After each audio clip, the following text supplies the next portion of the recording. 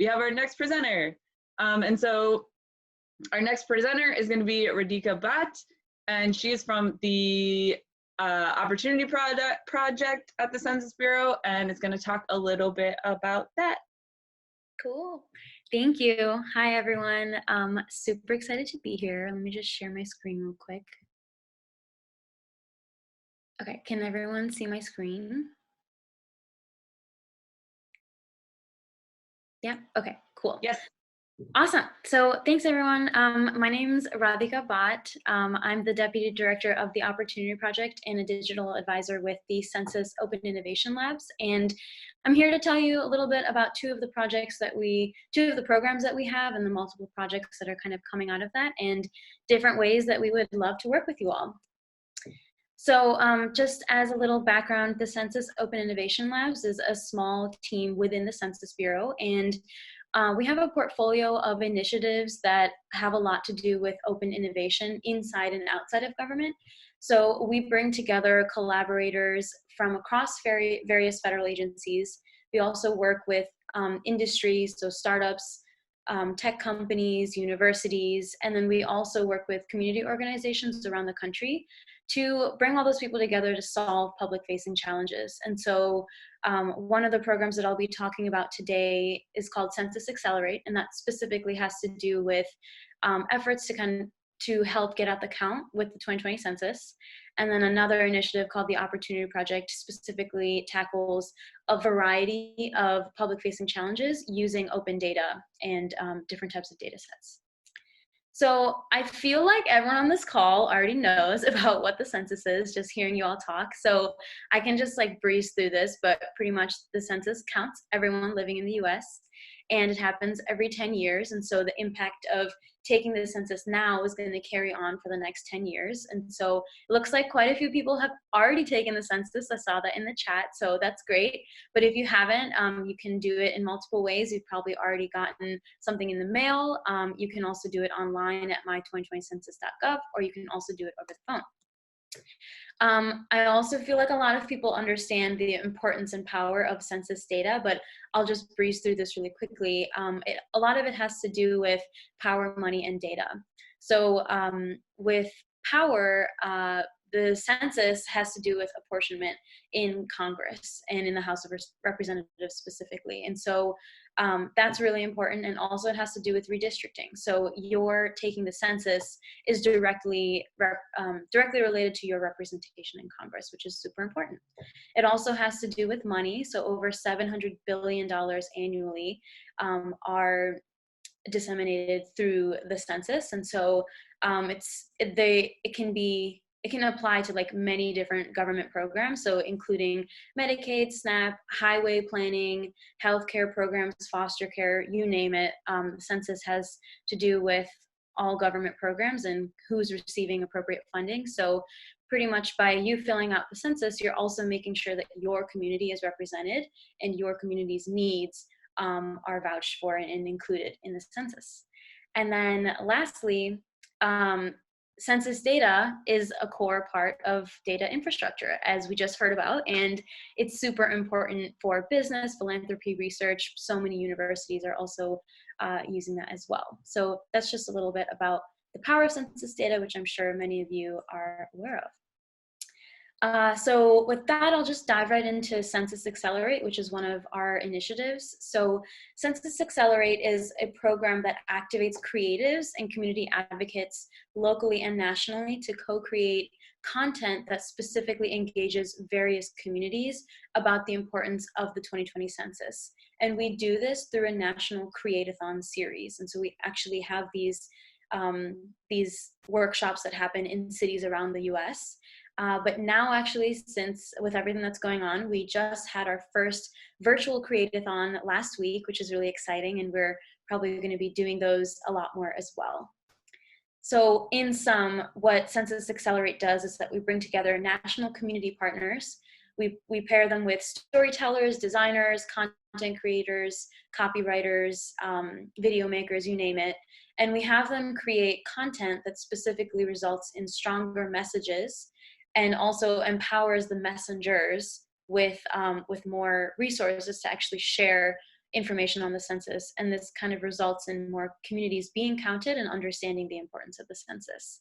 And so here are just a couple examples I wanted to show you that have come out of create-a-thons. Yes, there are census memes that come out of these things. So if anyone wants to nerd out about like hilarious census memes that are out there, they're all online. I have a link kind of later, but this is just an example.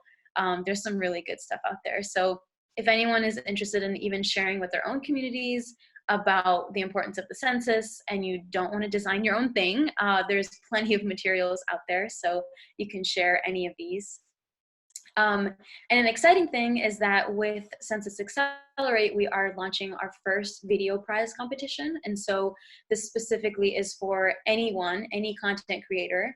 You can create a video, an engaging, impactful, informative video about the 2020 census, and you would be eligible for cash prizes. And so the grand prize is up to $30,000, runner-up is $10,000, and the student prize is also $10,000. And so here's just some deadlines. The submission date is April 17th, which is coming up. Submissions will be reviewed throughout April and the beginning of May, and then the winners will be announced mid-May.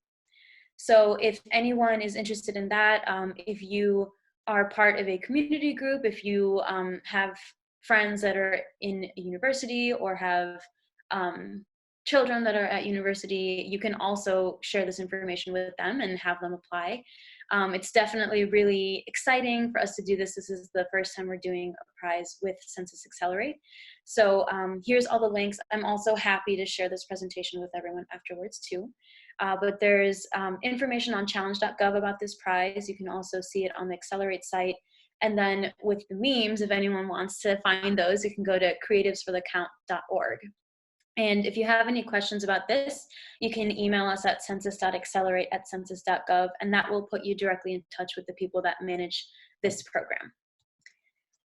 So really quickly, I wanted to also talk about the Opportunity Project, which is another program of Census Open Innovation Labs. I was just reading the chat earlier, and it looks like some people are familiar with the Opportunity Project. I also think I recognize a couple names of people that we've maybe worked with in the past, so this might be old news for some of you, but new for others. So the Opportunity Project is an initiative that's been around for about 4 years now, and it's specifically was created to empower communities with federal open data. And so we bring together government agencies, we work across the federal government. We also bring together tech companies, technologists, people from the private sector, as well as universities. And then we also bring together community organizations from around the country to tackle specific public-facing challenges. And so in the past, we've worked on a variety of challenges. We've tackled things like the opioid crisis, challenges related to youth and veterans homelessness. Last year, we worked on challenges with the future of the workforce. We also ran an entire geospatial cohort, which I think we've probably spoken with people here as well about that. We've worked on disaster response, as well as challenges with the 2020 census. And this year, we're actually going to be focusing on environmental challenges, which I'll talk about a little bit about at the end. So if you want to see any of the projects that have come out of that, you can go to opportunity.census.gov. And so the way that we kind of facilitate this entire process is through a 12 to 14 week tech development sprint, which I'm sure many of you are familiar with. And through that, we facilitate milestones every 2 weeks. And so myself and the rest of the Opportunity Project team, we are the facilitators of that, but everyone is kind of able to come in, lend their time, and actually, by the end of it, the tech teams that participate build products that help solve the challenges that we're working on. And last year, actually, I think this was in 2018, we had a challenge that specifically focused on disaster response, and also it had to do with local addressing. And so in the aftermath of Hurricane Maria, we held a workshop in San Juan, Puerto Rico, actually, where we brought together, there were quite a few census folks that were able to go down. We also had community members from San Juan, Puerto Rico that represented their needs. And we brought all these people together to kind of identify what are the challenges when it comes to local addressing, especially because addressing in Puerto Rico is quite different from the rest of the country. So we had all these people kind of discuss what are the challenges, what are potential ideas for solutions, and then the rest of the sprint, a couple different teams were able to take those ideas and actually translate them into products that can help the community.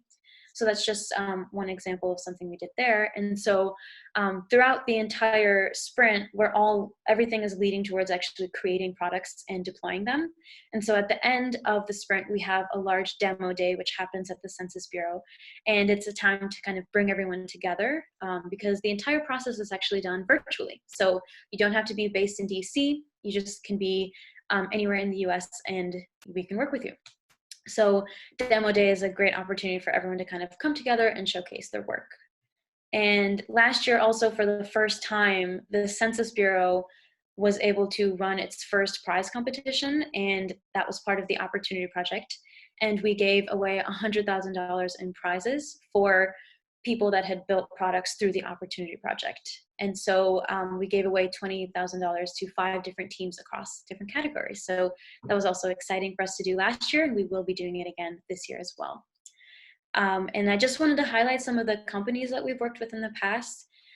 It ranges from bigger companies, smaller companies, startups, but we've worked with Esri a couple times, Mapbox as well, Ushahidi, and we've also worked with MIT and a couple other universities too. And that being said, we have, last year we just crossed a major milestone. Over 100 products have been created through this entire process. And they range from, they can be video games to mapping products, to websites, to mobile apps, to also just products that already existed that have then integrated different types of federal open data.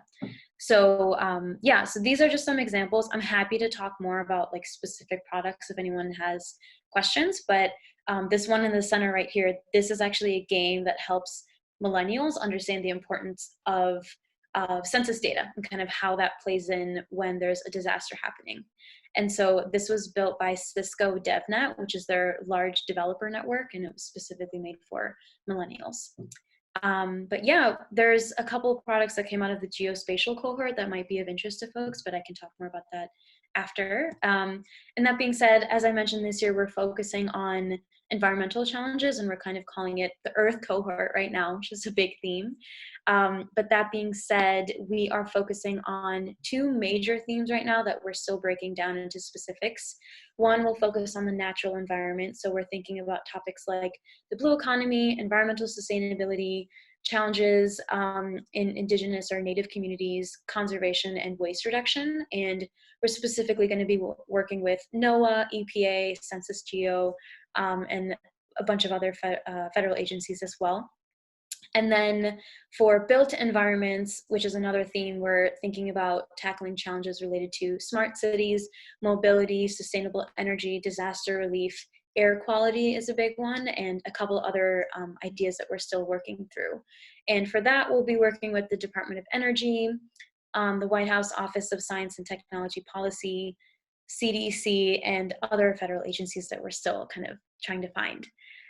So the timeline for this is roughly that it will run from June to October. We're going to have 2 sprints running in that time. So if anyone here is interested in getting involved, if you work for a company that that works on any of these challenges, or if you're part of a group of technologists that would like to get involved, I'll be here all night. So feel free to reach out to me individually. But yeah, I think just hearing the introductions from the smaller group that I was in, I feel like there's a lot of intersection between this work and a lot of the work that you all do. So would love to connect with folks. And yeah, that being said, I'm here for questions, and my email is right in the bottom right corner. So feel free to shoot me a note, but I can also answer questions over the chat. So thanks.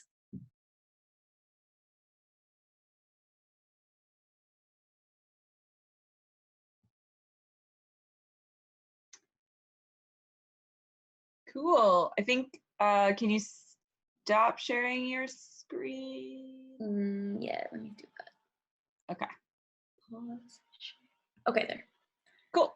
All right, a couple questions. There was one question about the ways that Puerto Rico's addresses are different from US addresses. I know a couple people maybe jumped in the chat and tried to answer that one a little bit. I don't know if you want to speak to that at all. Yeah, so I can lightly touch on that. I actually think that there might be, like, Michael, you might have a better answer to that too. But I think just one example, something that we learned from the workshop that we did there is that a lot of it has to do, it's not necessarily like a number in a street like we have here.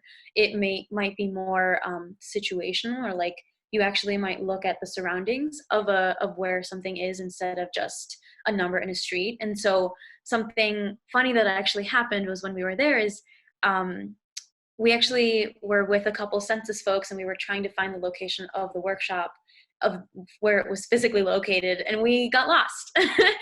People were like, where's the address? Like, it's not coming up in the map. Like, where do I go? And so that was just like a small example of how addressing is just different there, and especially in order for it to be counted in the census, and also disaster response, when people need to respond to different addresses, there's a lot to take into consideration for how people can actually get to those different locations when it's not a traditional type of address. But Michael, if you want to add anything, be happy to hear from you too. Yeah, no, that was right. There's a lot of location description addresses where it's just, mile marker 3, past the the house with the blue roof, that sort of thing. But in the more urban parts of the island, there's also an element called the urbanización, which is basically the neighborhood name. So that's a critical piece of the address as well, because sometimes you could have the same house number and street name duplicated across a fairly short distance or short space, and you need that neighborhood name to make them unique. Cool. I think there was one more question. Lee asked, what does the phrase "take the census" mean, and how old is it? That's a good question. I don't know the answer to how old it is, but it means take the census today, tomorrow, before, and yeah, get counted. Cool. Thank you so much. Yeah, thank you. Thanks for having me.